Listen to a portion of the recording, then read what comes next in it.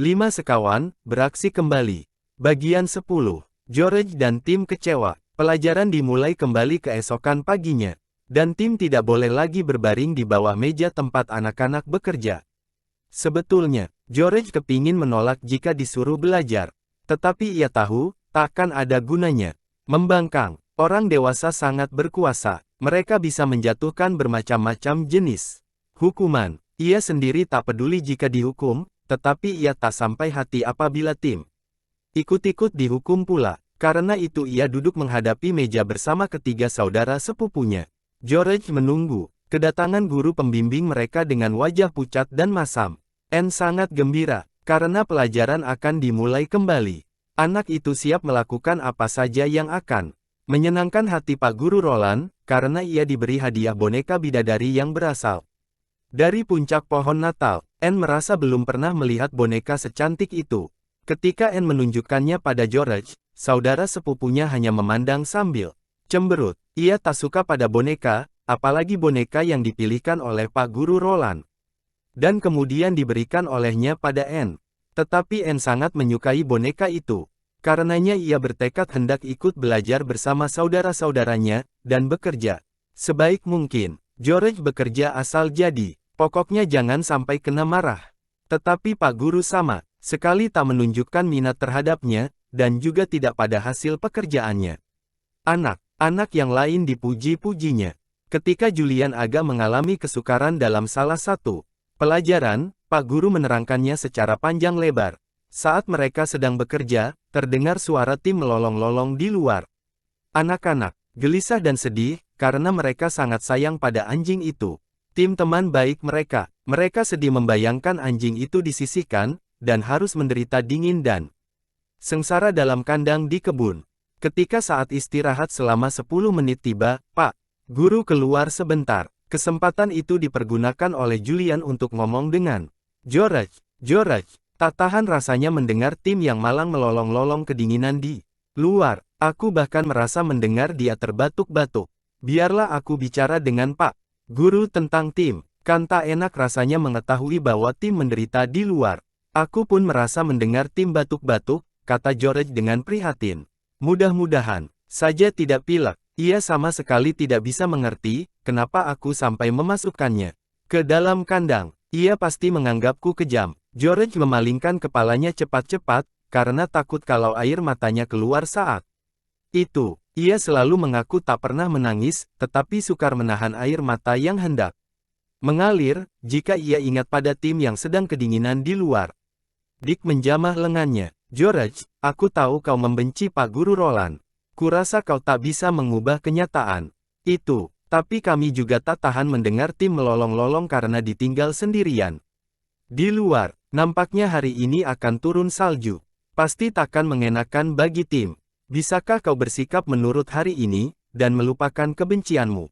Supaya nanti kalau ayahmu menanyakan tentang kelakuanmu pada Pak Guru, dia akan mengatakan bahwa kau menurut sekali. Sudah itu kami akan meminta pada Pak Guru, agar ia memperbolehkan tim masuk lagi ke rumah. Nah, dengar itu. Tim terbatuk-batuk lagi di halaman. Hati George terasa seperti diiris-iris, karena sedih. Jangan-jangan tim terserang penyakit radang paru-paru.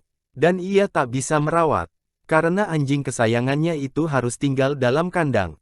Kalau hal itu benar terjadi, ia akan merasa sedih sekali. George memandang Julian dan Dick. Baiklah, katanya, aku memang benci pada Pak Guru Roland. Tapi kebencian itu kalah dibandingkan dengan sayangku terhadap tim. Jadi demi kepentingan tim, aku akan berpura-pura menjadi anak manis dan mau bekerja keras. Sudah itu kalian akan bisa meminta pada Pak Guru, apakah tim diperbolehkan masuk kembali? Nah, begitu dong, kata Julian. Pak Guru datang, ingat, George. Berusahalah sebaik-baiknya. Guru pembimbing tercengang. Ketika ia masuk ke ruang belajar, George memandangnya sambil tersenyum. Hal itu begitu tak tersangka olehnya, sehingga Pak Guru bingung. Ia semakin bingung ketika melihat George bekerja lebih rajin daripada ketiga saudaranya. Anak itu bahkan menjawab dengan sopan dan gembira, ketika diajak bicara oleh Pak Guru. Guru pembimbing itu memuji. Bagus, Georgina. Ternyata otakmu cerdas. Terima kasih. Pak Guru, jawab George sambil tersenyum kecil. Senyumnya itu tak seberapa, jika dibandingkan dengan senyuman riang yang sering menghias wajah ketiga saudara sepupunya. Tetapi walau begitu, George tersenyum. Waktu makan siang, George melayani Pak Guru Roland dengan sangat sopan. Ia menyodorkan garam meja, menawarkan roti lagi, dan menambahkan air ke gelas Pak Guru yang sudah kosong. Saudara-saudaranya memandang George dengan kagum. Anak itu benar-benar tabah. Mestinya sangat sukar baginya untuk bersikap seolah-olah Pak Guru seorang teman baik. Padahal dalam hati ia sangat membenci orang itu. Pak Guru Roland kelihatan sangat senang, dan nampaknya mau membalas keramah tamahan. George, ia berkelakar dengan anak itu, serta menawarkan peminjaman sebuah buku cerita yang dimilikinya. Cerita tentang anjing. Ibu George gembira melihat anaknya yang berwatak keras itu seakan-akan sudah berubah. Pokoknya suasana hari itu enak, lebih bergembira. George, sebaiknya kau keluar, sebelum ayahmu datang menanyakan tentang kelakuanmu. Hari ini pada Pak Guru, kata Julian. Nanti kalau Pak Guru memberikan laporan yang menyenangkan, kami akan meminta apakah tim boleh masuk lagi. Rasanya lebih enak, kalau kau tak di sini. Baiklah, kata George. Anak itu sudah berharap-harap, semoga hari yang berat itu cepat berlalu. Rasanya berat sekali harus berpura-pura ramah. Ia takkan mau melakukannya, kalau bukan demi kepentingan tim. Menjelang pukul 6 sore George menghilang dari kamar, ketika didengarnya langkah kaki ayahnya mendekat. Paman Quentin masuk ke dalam kamar, lalu menganggukkan kepala pada Pak Guru. Nah, bagaimana? Anak-anak rajin belajar hari ini? Tanyanya. Oh ya, rajin sekali, kata Pak Guru. Hari ini Julian berhasil memahami sesuatu yang sebelumnya tak dimengerti olehnya. Pekerjaan Dick dalam mata pelajaran bahasa Latin memuaskan, dan Anne membuat latihan bahasa Perancis dengan sempurna. Tidak ada satupun yang salah. Bagaimana dengan George? Tanya Paman. Saya memang sampai pada laporan tentang Georgina, kata Pak Guru Roland. Ia menoleh, dan melihat bahwa anak itu sudah tak ada lagi. Hari ini ia belajar lebih rajin dari saudara-saudaranya. Saya benar-benar puas melihat prestasinya. Ia berusaha keras. Ia pun benar-benar bersikap sopan dan ramah. Menurut perasaan saya, Georgina ingin mengubah sikapnya. Ia memang baik sekali hari ini, ujar Julian dengan gembira. Paman Quentin, George, hari ini telah berusaha keras. Sungguh, dan ia saat ini sedang sedih sekali. Kenapa? Tanya Paman Quentin dengan nada heran. Karena tim, kata Julian menerangkan. Dia harus di luar terus. Dan sekarang terbatuk-batuk. Paman, izinkanlah tim masuk lagi ke rumah. Kasihan dia, ujar Anne meminta-minta. Ya, Paman, sambung Dick. Bukan hanya demi George yang sangat sayang padanya, tapi juga demi kami. Kami sangat merasa kasihan, mendengarnya melolong-lolong di luar. Lagi pula sudah sepantasnya George diberi hadiah, karena hari ini ia benar-benar telah berusaha sebaik-baiknya. Yah, kata Paman Quentin sambil memandang wajah ketiga keponakannya yang menatapnya. Dengan penuh harap, Paman Quentin agak ragu. Bagaimana? Enaknya, ya, kalau George tak membandel lagi, dan hawa di luar semakin dingin. Nah, Paman memandang Pak Guru. Dikiranya akan mengatakan sesuatu yang sifatnya menguntungkan bagi tim. Tapi Pak Guru tak mengatakan apa-apa, hanya dari air mukanya nampak bahwa ia jengkel. Bagaimana pendapat Anda, Roland? Tanya Paman. Menurut pendapat saya, Anda harus tegas. Anjing itu harus tetap di luar, kata Pak Guru. George anak manja, dan perlu dididik secara tegas. Anda harus betul-betul memegang keputusan yang sudah diambil tentang anjing itu. Tak ada alasan berlembut hati, hanya karena anak itu sekali mencoba menunjukkan sikap yang pantas. Anak-anak menatap Pak Guru. Mereka kaget dan kecewa. Mereka tak mengira bahwa Pak Guru akan menyatakan sikap seperti itu. Mereka mengira Pak Guru akan mendukung usul mereka. Pak Guru jahat sekali, seru Anne dengan kecewa. Katakanlah bahwa Pak Guru mengizinkan tim masuk lagi ke rumah. Guru pembimbing itu tak mengacuhkannya. Ia menatap Paman dengan bibir berkerut di balik kumisnya yang tebal. Nah, kurasa kita lihat dulu bagaimana tingkah laku George selama seminggu, kata Paman pada akhirnya. Bagaimanapun juga, 1 hari bukan waktu yang lama. Anak-anak jengkel melihat paman mereka itu. Mereka menganggapnya lemah dan tidak berbelas kasihan. Tetapi Pak Guru Roland menganggukkan kepala. Nampaknya ia puas. Ya, masa percobaan 1 minggu rasanya lebih baik, katanya. Jika Georgina baik, tingkah lakunya selama seminggu, kita akan bisa bicara lagi tentang anjing itu. Tetapi, untuk saat ini saya rasa lebih baik ia di luar dulu. Baiklah, ujar Paman Quentin, lalu pergi keluar. Sebelum menutup pintu, ia berpaling sebentar dan berkata pada Pak Guru, kalau ada waktu nanti, datanglah ke kamar kerjaku. Pekerjaanku dengan rumus rahasia sudah berkembang lebih jauh. Saat ini aku sedang menghadapi tahap yang sangat menarik. Ketiga anak itu saling berpandangan.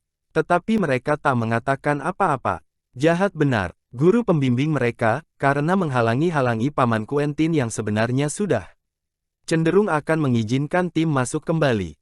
Mereka kecewa mendengar sikap Pak Guru, yang berlawanan dengan harapan mereka. Pak Guru melihat air muka anak-anak yang kecut. Itu, sayang aku terpaksa mengecewakan kalian, katanya. Tapi kalau kalian sudah pernah digigit oleh tim, dan kemudian diterpa sampai jatuh ke lantai lalu diancam dengan taring-taringnya yang runcing, pasti kalian juga tak menginginkannya masuk ke dalam. Lagi, sehabis berkata begitu, Pak Guru keluar. Anak-anak bingung, tak tahu apa yang harus dikatakan pada George. Sesaat kemudian anak itu masuk. Mukanya berseri-seri, penuh harapan. Tetapi begitu melihat wajah suram ketiga saudara sepupunya, ia tertegun. Tim tak boleh masuk, tanyanya buru-buru. Apakah yang terjadi tadi? Ayo, cerita dong. Ketiga saudara sepupunya bercerita. Ketika mendengar bahwa Pak Guru bersikap keras tentang tim, wajah George berubah menjadi merah karena marah. Apalagi setelah mengetahui bahwa ayahnya sendiri sebenarnya sudah mengatakan bahwa tim mungkin akan diperbolehkan masuk lagi. Jahat benar orang itu, serunya marah. Aku benci padanya, akan kubalas kejahatannya. Itu, benar, akan kubalas nanti. George lari keluar kamar. Anak-anak mendengarnya sibuk sebentar di serambi dalam.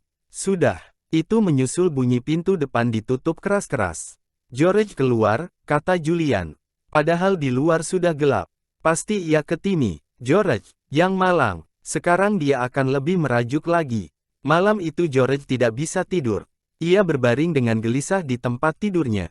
Ditajamkannya kuping. Ia mendengar Tim terbatuk-batuk dan mendengking-dengking pelan. Seakan-akan sedang menangis. George tahu bahwa anjingnya kedinginan di luar.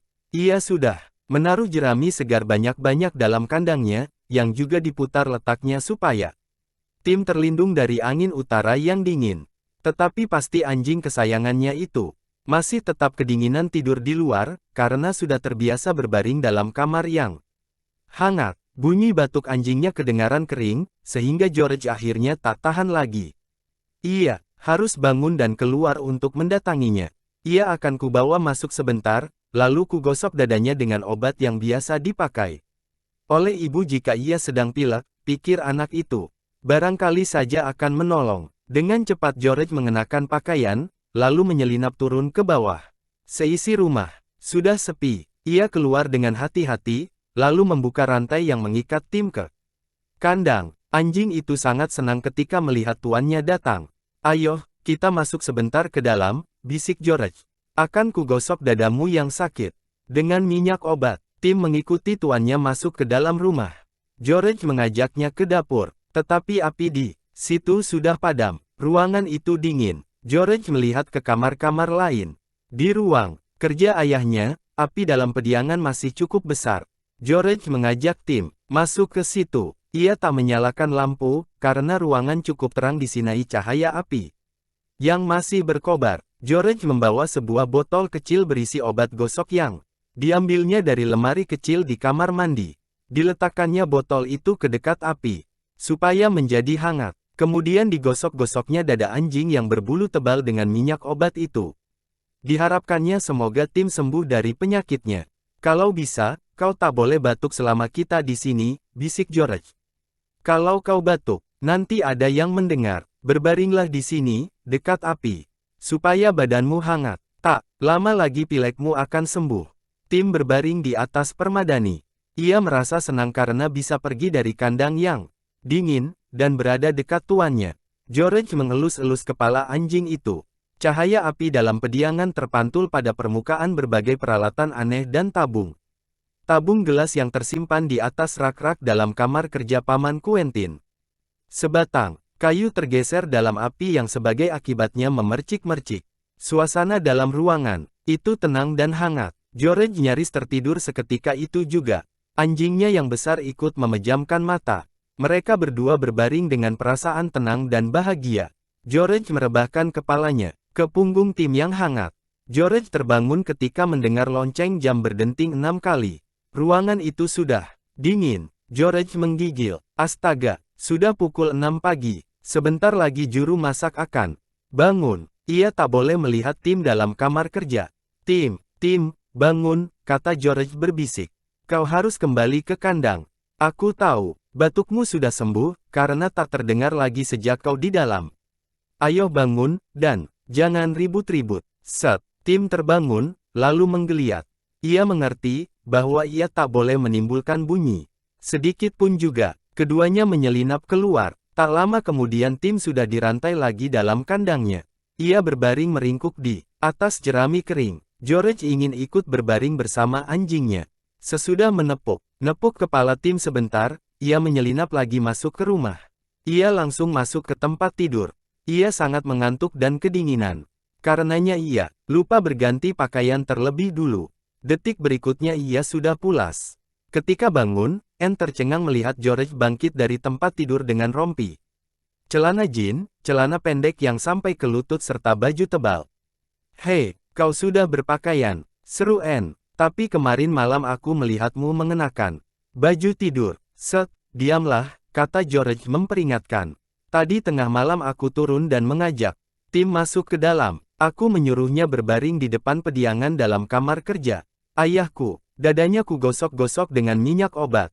Kau harus berjanji takkan menceritakannya pada siapa-siapa." Anne berjanji, dan ia benar-benar menepati katanya. Bayangkan, George berani berkeliaran di tengah malam yang gelap. Bukan main saudara sepupunya itu